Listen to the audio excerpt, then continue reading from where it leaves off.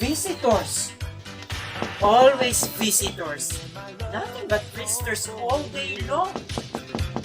Ay, nako. I'm beginning to feel like a society matron.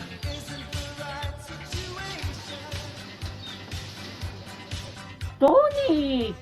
Akala ko nasa probinsya ka. Ikaw po ba yan, Aling Atang? Of course, it's I, foolish boy. Who do you think it was? Carmen Rosales? You don't look like Aling Atang. I had my hair cut. Do I look so horrible? Oh no. You look just wonderful, Aling Atang. Akala ko nga po ikaw yung anak niya eh. Akala ko ikaw si Kikay. Oh, you are as palikero as ever, Tony. But, come in. Come in. Here, sit down. Kumusta pa na nanay mo? Oh, poor mother is terribly homesick for Tondo, Aling Atang. She wants to come back here at once. How long have you been away? 3 buwan lang po. 3 buwan? 3 months is too long for a Tondo native to be away from Tondo. Ay, nako, my kumare. How bored she must be out there. Well, Aling Atang, alam niyo naman po kami mga engineer. Kung nasaan yung trabaho, nandun din po kami. Pero hayaan nyo, kapag natapos na po yung ginagawa naming tulay sa Bulacan, uwi po kami ni nanay dito. Yes, you must bring her as soon as possible.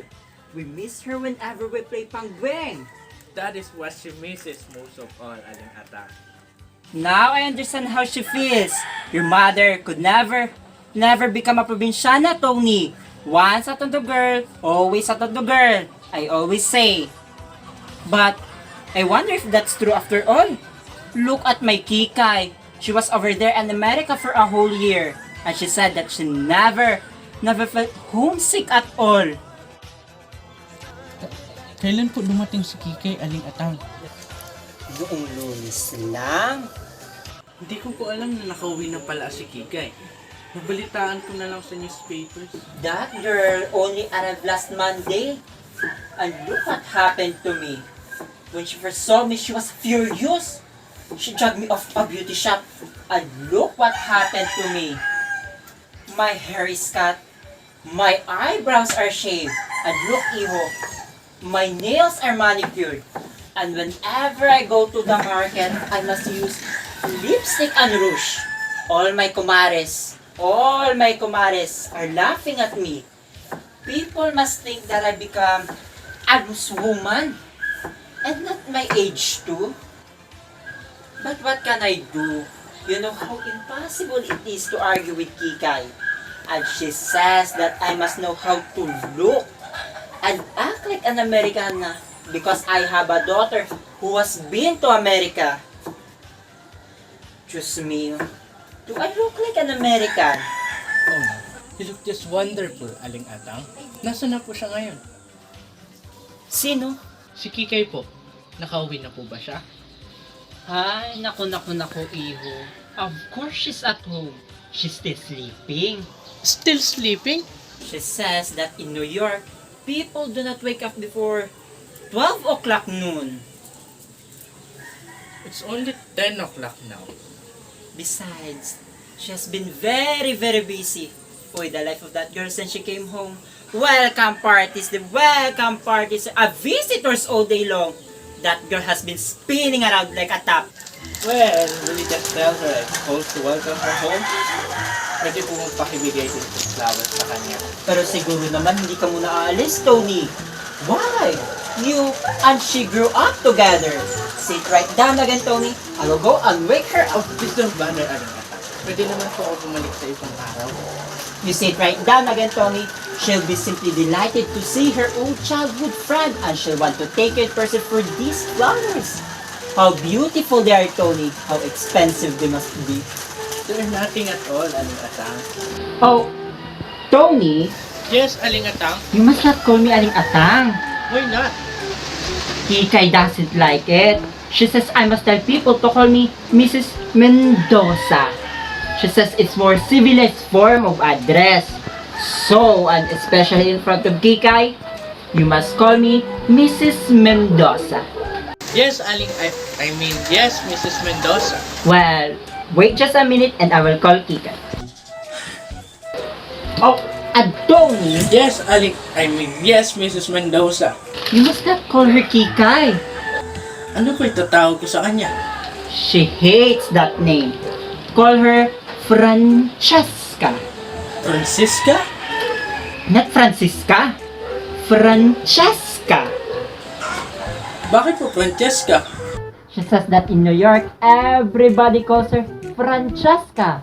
That is how those Americans in New York pronounce her name. And all she wants everybody here to pronounce it in the same way. She says it sounds so Cheche, so Italian. Do you know that many people in New York thought she was an Italian? An Italian from California. So be sure and remember, do not call her Kikay. She hates that name. Call her Francesca. Yes, Mrs. Mendoza. Now, wait right here while I call Francesca.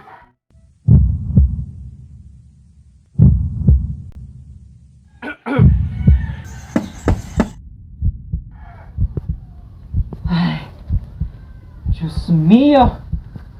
Just tell them to wait, Tony! Never mind, Mrs. Mendoza. I'll answer it.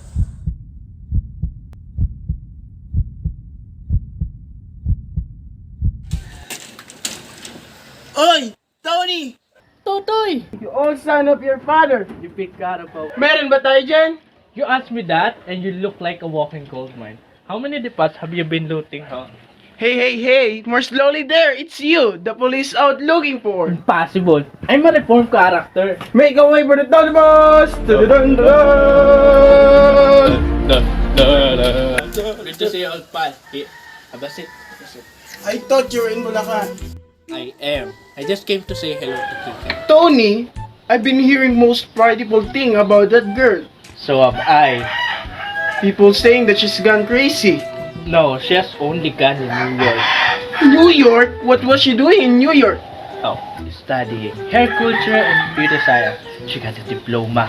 Uy, imagine that, our dear old Kikay. Pardon me. But she's not Kikay anymore. She is Francesca. Francesca. Miss Tondo has become Miss New York. Our dear old Kikay is now an American. Kikay is an American? Don't make me laugh. I knew that girl when she was selling a rice cake. Puto! Bili na kayo ng puto! Naalala mo nung tinulak natin siya sa kanal? She chased us all around the street. Nako, how that girl could die. Your old Kikay.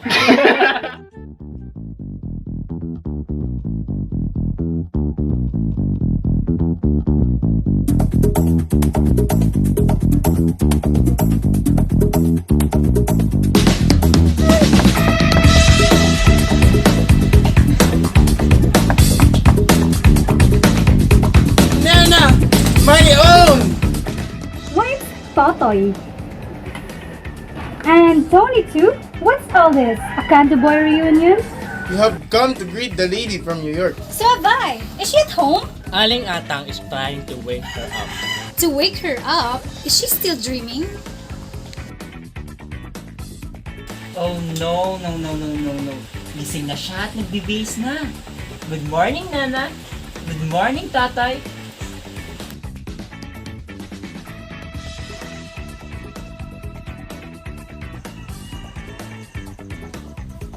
Well, Totoy, well, Nana, I said good morning.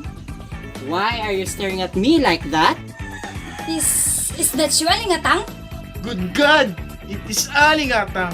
Totoy, Aling Atang now prefers to be called Mrs. Mentos. Oh, Tony, you know it is not I, but Kika who prefers it. She was delighted with these flowers, Tony. She thanks you very much. Well, Nana, if you don't stop gaping at me, I'll pinch you. How you used to pinch me, Aling Atang, when I was a little girl. You were a very naughty girl, always fighting with Kikay. You were all very naughty children. This one especially. Always sneaking into our backyard to steal mangoes from our mango tree. Do you still have the mango tree? Yes, it's still out there in our backyard. Come on, Nana, let's steal their mangoes. Ah, you just try. I still run fast as ever. See? if I don't catch you again and pull your pants off. But I wear suspender now, Miss Mendoza. Oh, you rascal. Come with me to the kitchen. Why? To pull my pants up? Ay, nako. No, idiot. I want you to help me carry something. Aling Atang, don't prepare anything for us. We're not visitors and we're not hungry. It's only orange juice, Nana. I was preparing some for Kikay. She takes nothing else in the morning. She says that in New York, nobody eats breakfast. Kabalog, Totoy? Tony? Dapat di ka na pumunta dito ngayon, Nena. Bakit naman? Di ko pa nakakausap si Kikay. You haven't talked to Kika yet? I thought you were going to come here and tell her everything last night. I lost my nerve. I didn't come last night. Tony. Oh, Tony. Just your head, Nana. Whoever heard of a man breaking off his engagement with a girl? It's not usual. And my God, it's not easy. Are you in love with Kikay or with me? Of course, I'm in love with you. I'm engaged to you. Yes, and you were engaged to Kikay too. But that was a year ago. Oh, you wolf. Nena. You know I love you. Only you. How could you have the nerve to propose to me when you were still engaged to Kikay? Sana di ko na lang sinabi sa'yo. This is what I get for being honest. Honest? You call yourself honest? Getting me to fall in love with you when you were still engaged to Kikay? I thought I didn't belong to Kiki anymore. It was a secret engagement anyway. I proposed to her just before she left for America, and she said we must keep our engagement a secret until she came back. But after a couple of months, she stopped answering my letters, so I consider myself a free man again. And you proposed to me? Yes, And keep our engagement a secret? because right afterwards I found out that Kiki was coming back. Well, I'm tired of being secretly engaged to you. What fun is it being engaged if you can't tell everybody? Just give me a chance to talk to Kiki and explain everything to her, and you and I will announce our engagement. Well, you better hurry. I'm getting impatient. Problema nga lang, paano ko makakausap si Kiki ngayon? Bakit hindi? Well, nandito ka. Dito rin si Totoy.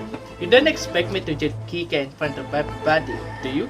You want me and Totoy to clear out? No. Just give me a chance to be alone with Kiki for a moment. I'll take care of Totoy. That's good. Just leave it to me.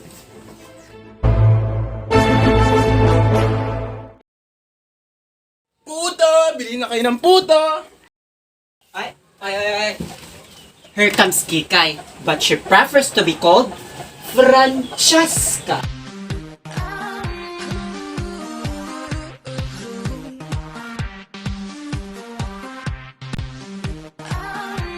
Hello. You're darling. Sexy girl. Nana, my dear. But how cute you've become. And Tony, my little fellow of the valley, how are you? And Totoy? My, how ravishing you look. Goodness, you look like a tondo. Super production technicolor. Sit down, everybody. Do sit down and let me look at you. Oh, Momsy! What's the matter now? How many times must I tell you, Mom's dearest? Never serve with juice in water glasses. I couldn't find those tall glasses that you brought home.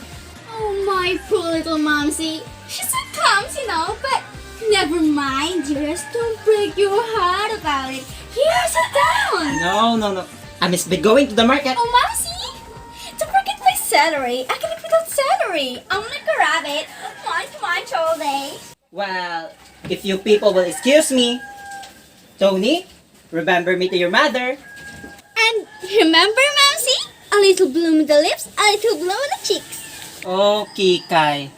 Do I have to? Again, Momsy? Do I have to paint this old face of mine, Francesca? But how dreadfully she puts it. Oh, my poor little Momsy. What am I going to do with you? Ay, nako. I give up. Momsy, she's quite a problem. Wait, just now? Mercy. Huh? I said mercy. That means thank you in French. Mers. So, tell us about New York. New York, New York. How long did you stay there? 10 months, 4 days, 7 hours, and 21 minutes. And she's still there in her dreams. Yes, I feel as if I was still there, as though I had never left it, as though I had lived there all my life. But I look around me and I realize that no, I'm not in New York. I'm here. I'm home. They tell me home, but it's just home for me. This cannot be home because my heart aches with homesickness. I feel myself to an exile. Yes, a spiritual exile. My spirit aches for its true home across the sea. New York, my own dear New I York. don't think we ought to be here at all, boys. Oo nga, dapat din na lang natin siya in-istorbo no? And leave her alone with her memories. Siya po ba yung dating kasama nating maligo sa putikan? Oh, New York, New York. My own dear New York. Oh, listen.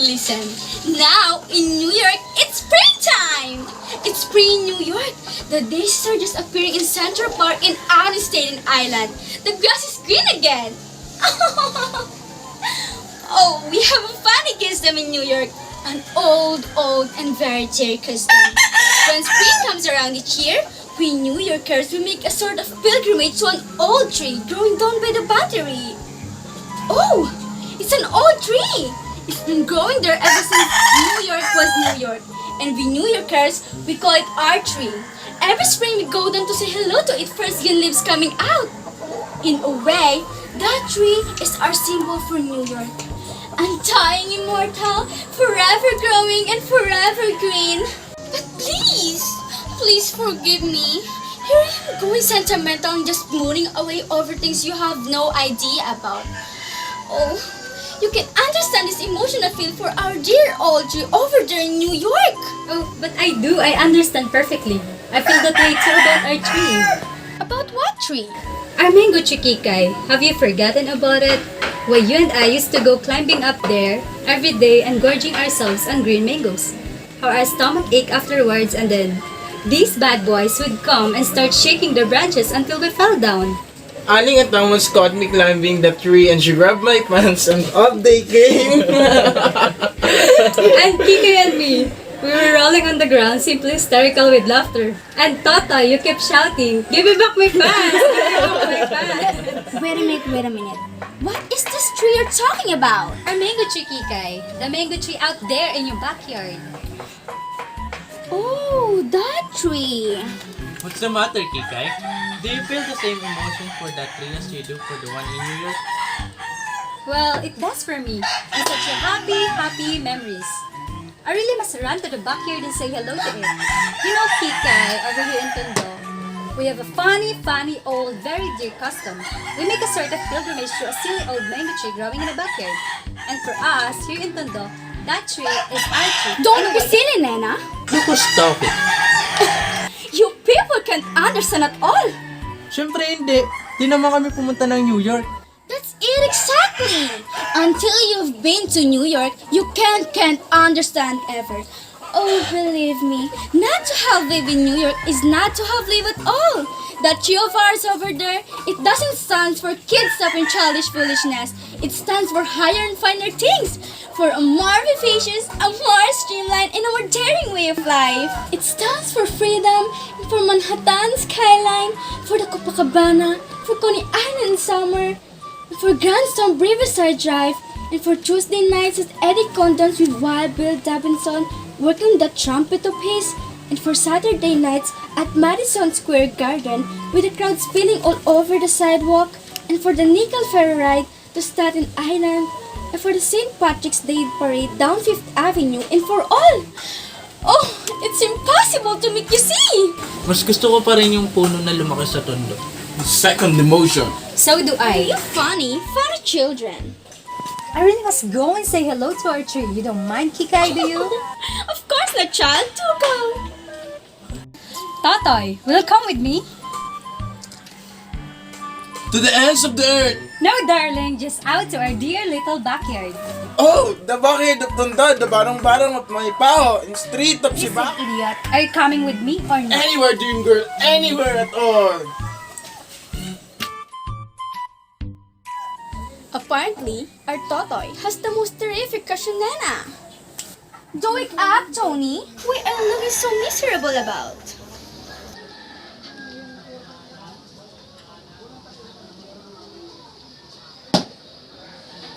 Kike, I don't know just how to begin. Just call me Francesca. A good beginning.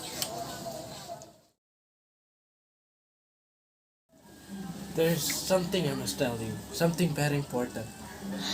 Oh, Tony. Can we just forget all about it? Forget? That's the New York way, Tony. Forget. Nothing must ever be so serious. Nothing must drag on too long. Tonight, give all your heart. Tomorrow, forget. And when you meet again, smile, shake hands, just good sports. What are you talking about? Tony, I was only a child at that time. When? When you and I got engaged. I've changed so much since then, Tony. That was only a year ago. To me, it seems a century. So much has happened to me. I've become a completely different person in just 1 year. After all, what's a year? What's a person? Just a relative term. More can happen to you in just 1 year in New York than in all a lifetime spent anywhere else. Do you know, I feel as if I've always lived in New York. And there, I would be top of this bus, looking and feeling very amused at the way they gave at the skyscrapers and the way they gave at the shop windows. But I'd be feeling very proud too, because it was my city they were admiring. And I feel rather sorry for them living out in the sticks. Listen. I don't want to talk about New York. I want to talk about our engagement. And that's what we cannot do, Tony. Not anymore. Why not? Tony, we got engaged to a girl named Kikai. And that girl doesn't exist anymore. She's The person dead. you see before me is Francesca. Don't you see, Tony? I'm a stranger to you. We don't speak the same language. And I feel so much older than you. I'm a woman of the world. You're only a boy. I hate to hurt you, Tony, but surely you see that there can between us will be start miscegenation. Imagine a New Yorker marrying a tondo boy. Now, look here. But I wanted you to realize how ridiculous it would be to think that I could still be engaged to you. I'm not going to sit here and be insulted. Shh, Tony! Shh! Don't shout! Don't lose your temper! It's so uncivilized. People in New York don't lose their temper. That people of the Ottoman anyway. What do you want me to do? Smile and say thank you for slapping my face? Yes, Tony. Be a sport. Let's be just friends and shake hands, huh? Be brave, Tony. Forget. That's the New York way. Find another girl. There are other goyles in the esters, as they say in Brooklyn. You'll find somebody else. Someone more proper for you. Ikaw lang talaga babae. Hold it, Tony! You must never hit a woman! What's all this? Nothing. Nothing at all. What were you two quarreling about? We were not quarreling. Tony and I just decided to be good friends and nothing more.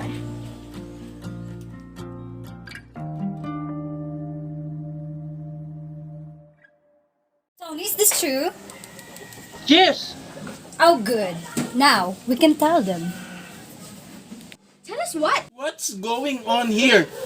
Tony and I are engaged. Engage! Engaged? Yes, we've been secretly engaged for a month. A month? I did try to tell you, Kikay. I was trying to tell you. You unspeakable cunt! Careful there. You're speaking to my fiancé. He's not your fiancé! Oh no, and why not, huh? Because he was still engaged to me when he got engaged to you! Well, he's not engaged to you anymore. Just censor yourself. But I didn't know about all this treacherous business! Just shame of it! Get engaged to you when he was still engaged to me? Do you look like the kind of girl who let a man jilt her? You horrible monster! Now remember, Kikay, you don't civilize to lose one's temper. People in New York don't lose their temper. People in the Ottoman anyway. I've never felt so humiliated in all my life. You beast! I'll teach you to humiliate me! I told you to leave him alone. He's my fiancé. And I tell you he's not! He's engaged to me until I release him, and I haven't released him yet! You ought to be ashamed of yourself. You're just being a dog in a manger. You ought to be ashamed of yourself! Stealing my man behind my back! What? What did you say? Tatay, pull them apart! Tama na! Ouch! You keep out of this or I'll knock your head off! Naku! Lumabas din ang pagkatundo! How dare you suck her? What? She hit me first. You take your hands off her! How dare you! Totoy, take me away from here. Are you still engaged to him? No! I hate him. I never want him to see him again. Good, come on, let's go.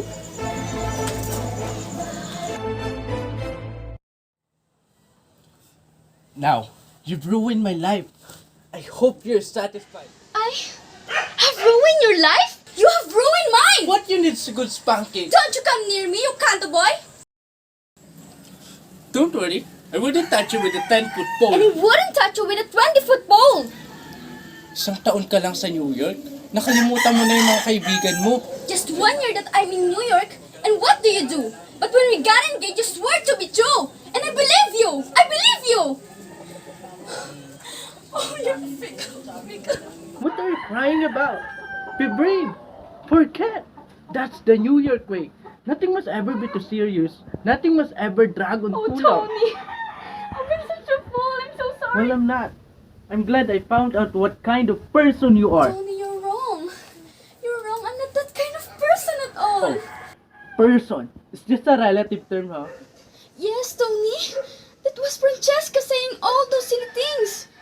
But Francesca exists no more, Tony. The girl standing before you is Kikai. That silly dress? It's true, Tony. I'm Kikai. Remember me? We used to go swimming together when we were kids. Come back, Tony. If I were not, I was engaged to a girl named Kikai. Yes, and you're still engaged to her. Oh, welcome home, Kikai. How was the trip? Horrible. I couldn't wait to get back. Like, in New York? Give me tons anytime. Bakit di mo sinasagot yung mga letters ko sa'yo? Francesca wouldn't let me write, Tony. That misty girl. I'm glad she's dead.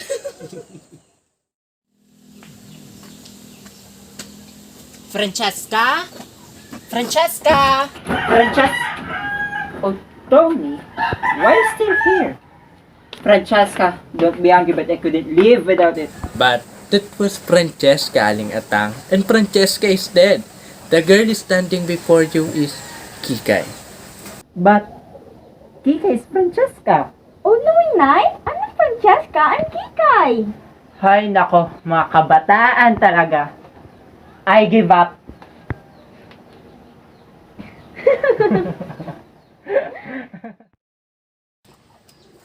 Sorry, darling. May I have this jogging with you, partner? Delighted, madam.